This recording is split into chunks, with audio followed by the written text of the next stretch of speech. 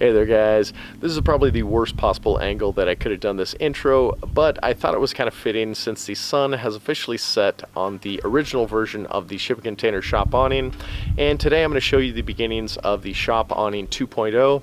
I'll show you how I tore down the original awning and then poured the footers for the 2.0 version awning, and then I will probably talk a little bit about why I'm doing this and all that stuff. So now I'll get you caught up on how I got to this point. So I'm going to start off this video by trying to answer one of the biggest questions that I think many of you might have, and that is, why am I replacing a perfectly good shop awning when one already exists? Well, if you had followed the original build of this shop, you might remember that I built this awning out of an old mining pallet. The vertical posts are 6" by 6" oak, and the top beam is 2 pieces of 4 by 8" pine that I lap jointed together, and it is totally serviceable and will probably last for a long time. But I really disliked having this middle post here, and I recently came into a good trade with my friend Troy, and I got some really nice pieces of used steel that I have now to replace the awning with.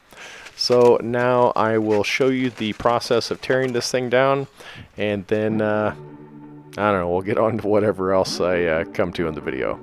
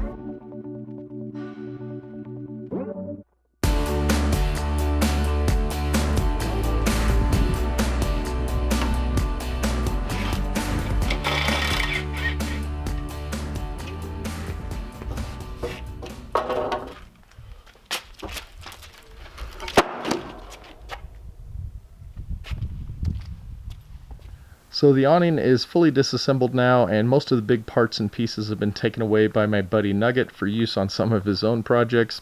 No, that's not his real name, that's just what we call him, and I can't remember the story behind it, but anyway, that's where the big stuff went. I did end up spending about 5.5 hours to remove those 3 concrete footers. I know it seems crazy to redo these, but I just really wasn't happy with them, and I wanted to add 4 bolts for mounting the new steel pillars, so that I can get them plumb much easier than the 2 bolt setup I had. So I'll probably end up using those on something else. But anyway, I have all of this framed up and ready to pour the new footers, and you can see I've got the rebar laid out, and then I'll show you my little template for setting my anchor bolts right there. Here's a closer look at the footer framework. I just framed up a 14" by 14" square, and then I put the framework where all of this is at the same level as the main shop pad. My old footers came up about 3 inches and it always bugged me. And then I made this little template that will sit right over this after I pour the concrete and put the rebar in, and this will help me in guiding putting my anchor bolts in. So they'll slide in like that. I can get everything lined up, and then when I get my steel posts all welded up, I'll know exactly where to drill the holes. Alright, so now I'm at the point of pouring the concrete footers, and overall this is a very simple process.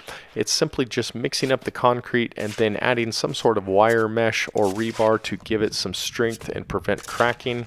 But there is one thing I want to point out, and it's a mistake a lot of people make, and one that I have made on numerous occasions, and that is the mistake of getting the concrete too wet in the beginning.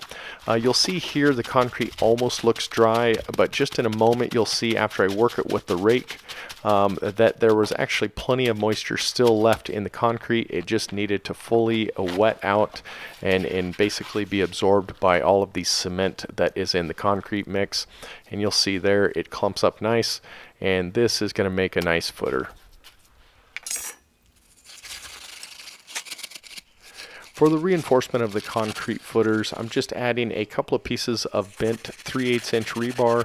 These two pieces are going almost the full depth of the footer, which is close to 30 inches. And in just a moment, you'll see I'm going to add a little bit more concrete, and then I will add a couple of pieces of bent rebar around the perimeter of the upper portion of the footer. These pieces are important to prevent cracks from forming on the upper portion of the footer where the anchor bolts will eventually be sunk into. And once I get a little bit more concrete in there, I'll just position them where they're about 1 inch to 1.5 inches inside from the edge. So you'll see I put them there, and they looked kind of close to the edge, but I just put my hands in there and I work them in a little bit.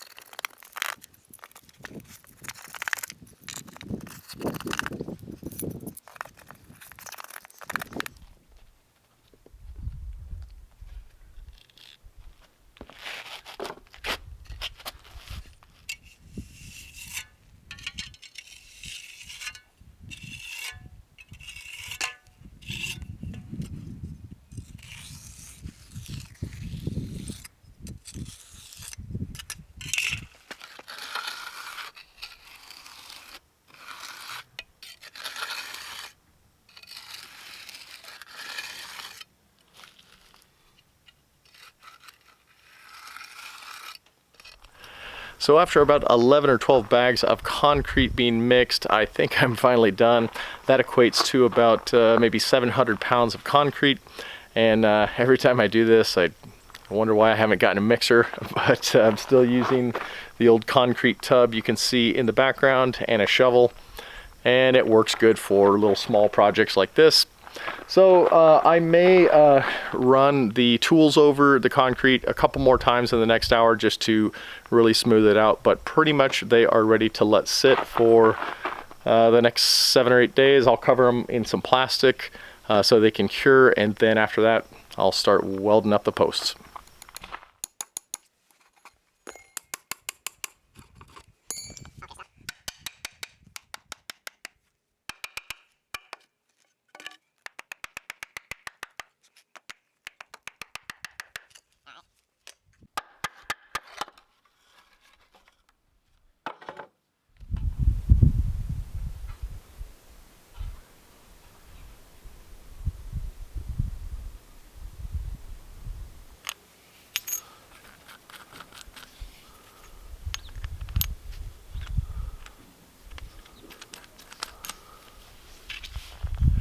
Alright guys, so that's pretty much it for the shop awning part 1.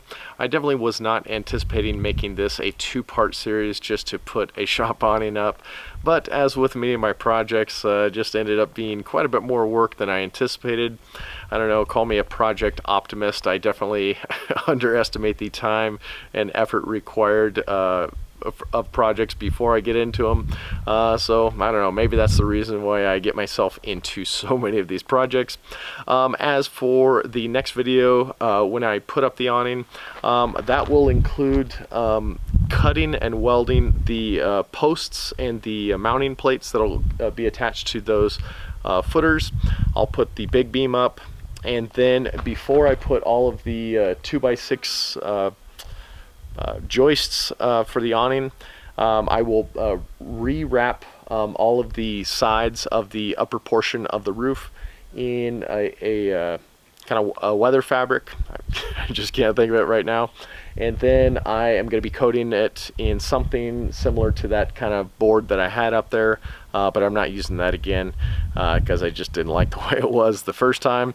But to be honest, I have not decided on that, so I guess that may not even happen. But the next part of this video, the awning definitely will be built. It'll be decked, and I will put roofing on there. So that is all for now. I appreciate you guys watching as always. I'm sorry that sometimes my videos take 2 or 3 weeks to come in between, but if I can finally get some of these bigger projects done, then hopefully I can get some more frequency. So I'll see you guys next time.